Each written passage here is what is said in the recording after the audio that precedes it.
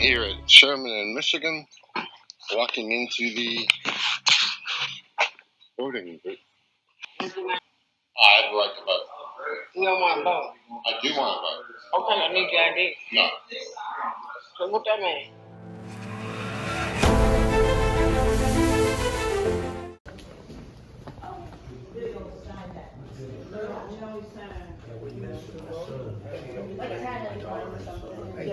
Hi, how are you, gentlemen? I'm good. Okay. One of you can come down. No, I'm assistant. Videographer assistant. Okay. Yes, do you have a warrant? Oh, well, are you here to vote? Yeah. Okay. I would like to if I could. Yeah, we just need to see an ID. Yes. No, thank you. Then we can't exactly have you vote. Oh, well. Should I leave? No, sir, just a moment. Okay, let's go. Okay, very good. She just said just a moment.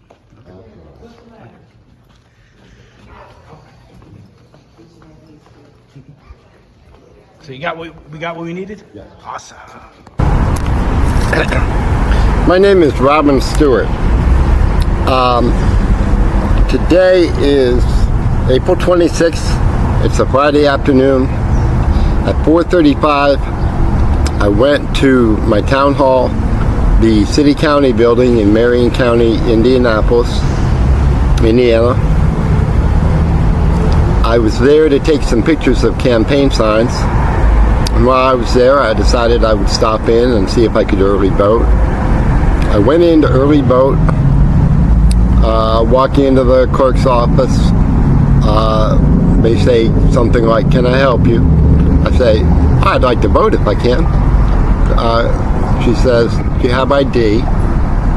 Or she's something like that, show me your ID. And I say no. And she says, "Well, you can't vote."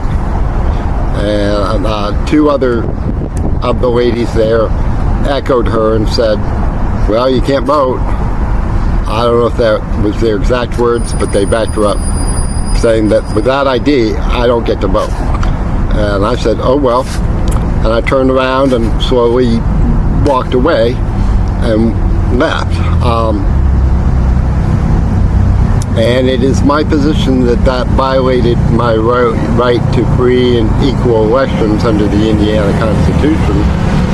And I happen to be somebody who does something about these things. Now, there's a little more to the story. I went back outside the City County building, and I had my computer with me the first time, but I didn't have it on or ready or anything. So I got my computer ready to record, and I went back in, and I was met by, I'd say, an elderly African-American gentleman. They were having a discussion about my situation. This was about 5 minutes later. And he came toward me and was very friendly and helpful and said I could cast a provisional ballot. I asked him, well, why didn't they say that 5 minutes ago? And I think he said, you rushed them. So I ended up deciding, I thanked him for how he was handling it, and I did not record, and I left. And now it's about 10 minutes after that happened, I thought maybe it'd be a good idea to record my initial thoughts and document this somehow. This is today's paper.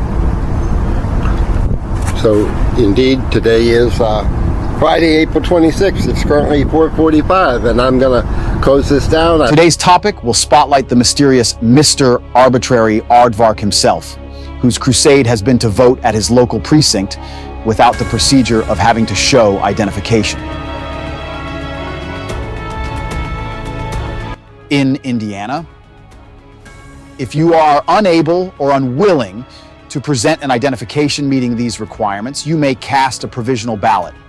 If you cast a provisional ballot, you have until noon, 10 days after the election, to follow up with the county election board and either provide the necessary documentation or affirm one of the law's exemptions applies to you. It's important to note that certain individuals can claim exemptions from the voter identification law in Indiana. These exemptions include those who are indigent, those with a religious objection to being photographed, and those living in state licensed facilities that serve as their precinct's polling place.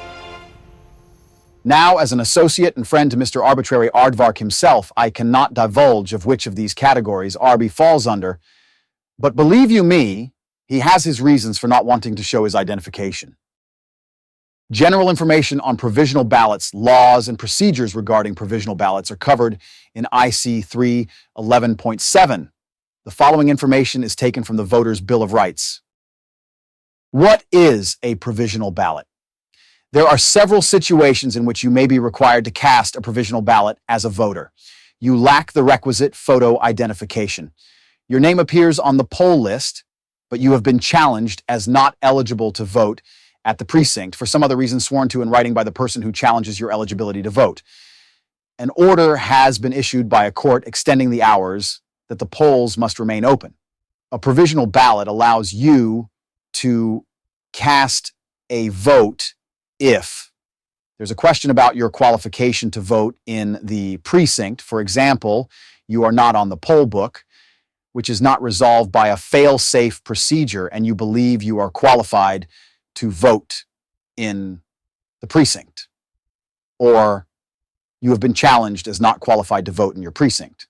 For example, you did not have photo identification. A person may not challenge the right of an individual to vote at an election in the precinct solely on the basis of the individual's enrollment in an educational institution, or being adjudged mentally ill and committed to an institution, or registration to vote at an address that is housing provided for students by the educational institution, actual or perceived affiliation with a political party, or support or opposition to a candidate, or the adoption of a public question.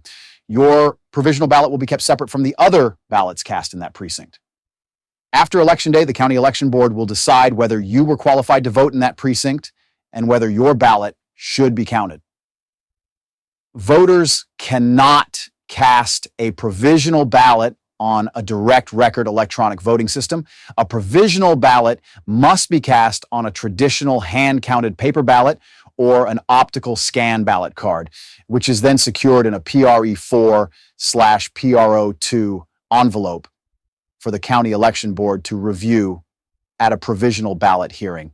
If you cast a provisional ballot, you have until noon, 10 days after the election, to follow up with the County Election Board and either provide the necessary documentation or complete an affidavit available in the clerk's office to affirm one of the photo identification law's exemptions applies to you. You will be able to contact your county election board after Election Day to find out whether your ballot was counted, and if it was not counted, why not? This information can also be found on the voters portal page after logging in to indianavoters.com if you are a registered voter of the county where you cast your provisional ballot. How do you cast a provisional ballot? Generally, the same rules and procedures that apply to casting a traditional paper ballot apply to casting a provisional ballot. But there are some special procedures that are similar to casting an absentee ballot. You must mark the provisional ballot privately unless you are entitled to assistance and request it. You enclose the provisional ballot inside a provisional ballot secrecy envelope provided for this purpose, Form PRO2, and seal the envelope. You return the sealed envelope with the ballot inside to the inspector. It is important for both the voter and the challenger to complete both sides of the provisional ballot envelope, PRE4 form, PRO2 form. This information is used by the County Election Board to determine whether or not your vote will count. Inaccurate or missing information may prevent a properly cast ballot from being counted.